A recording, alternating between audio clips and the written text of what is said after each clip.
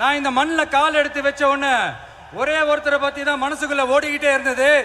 அவர் யாருன்னு உங்களுக்கும் தெரிஞ்சிருக்கும். சினிமானாலும் சரி, அரசியல்னாலும் சரி, நமக்கு ரொம்ப ரொம்ப பிடிச்சது புரட்சி தலைவர் எம்ஜிஆர் அவர்கள் தான். அவரோட பழகிறதுக்கு எனக்கு வாய்ப்பு கிடைக்கல. ஆனா அவரை மாதிரியே குணம் கொண்ட என்னுடைய அண்ணன் புரட்சி கலைஞர் கேப்டன் விஜயகாந்த் அவர்களோட பழகிறதுக்கு எனக்கு நிறையவே வாய்ப்பு கிடைச்சது. அவரும் இந்த மதுரை மண்ணை சேர்ந்தவர் தானே, அவரை மறக்க முடியுமா? தமிழ்நாட்டு மக்கள் உணர்வுபூர்வமா உண்மையா நம்ம பக்கத்திலே நிக்கிறவங்க, அதுக்கு ஒரு மிகப்பெரிய அடையாளம் தான் இந்த மதுரை மண்.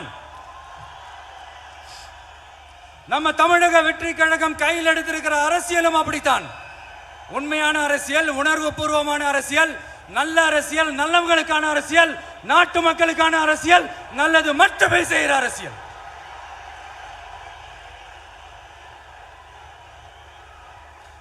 இதோ நம்மளுடைய இந்த 2வது மாநில மாநாடு வாகை சூடும் வரலாறு திரும்புகிறது. அப்படி இந்த மாநாட்டுக்கு பேர் வச்சிருக்கிறோம். 1967 1977 நம்ம தமிழக அரசியல் ஒரு மிகப்பெரிய ஆட்சி அதிகார மாற்றங்கள் ஒண்ணு நடந்துச்சு இல்லையா?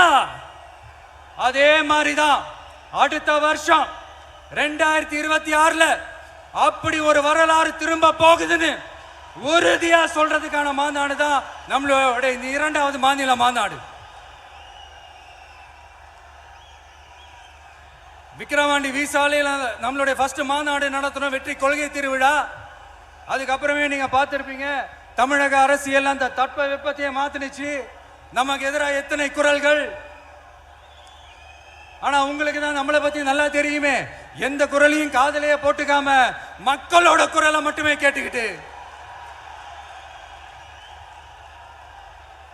நமக்கு எதிராக வர அத்தனை கூக்குரல்களையும் சின்னதா ஒரு சிரிப்போடவே கடந்து வந்திருக்கிறோம்.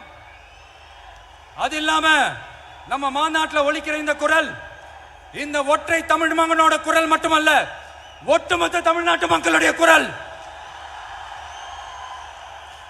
தமிழ்நாட்டில் இருக்கிற ஒவ்வொரு வீட்டில இருந்தும் ஒலிக்கிற குரல், ஒட்டுமொத்த உலகெங்கும் வாழும் ஒவ்வொரு தமிழ் வீட்டிலிருந்தும் எழும் குரல்.